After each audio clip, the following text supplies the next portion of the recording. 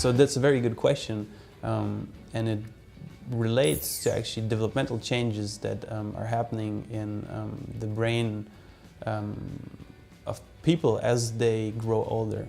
So the brain consists of mainly gray matter and white matter, and as we grow older, what we see is that there's a reduction in the volume of gray matter. So this means basically that we are born with a larger number of neurons than we actually need, so that the brain has the ability to sort of create all the possible connections which will be necessary later in life. And then successively, as you grow older, the unnecessary neurons get removed from the brain. So basically, the older you get, the more neurons your brain loses.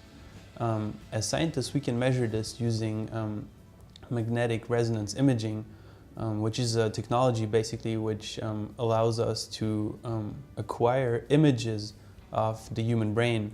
And when you look at these pictures, what you see is that the brain consists mainly of gray matter and white matter.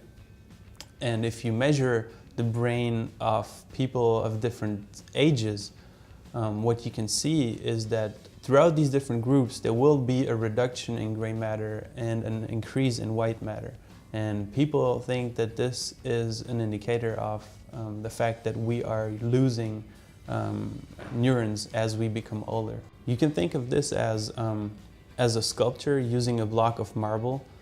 So basically, when you're born, your brain is like a block of marble, a raw black block of marble which has not been touched at all.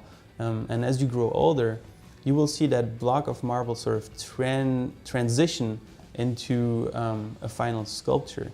So when you're born, your brain is really like a raw, untouched, in its raw and untouched state.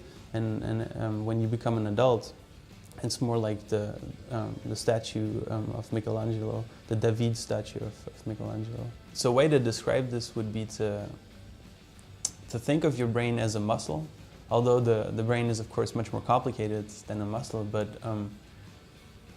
when you train your muscle, what happens is that it increases in strength, whereas if you don't train your muscle, it will lose its strength, right? So the brain and the acquisition of knowledge, there's a similar relationship between these two factors, in a sense that if you want to continue to be a good learner, you should keep on training your brain.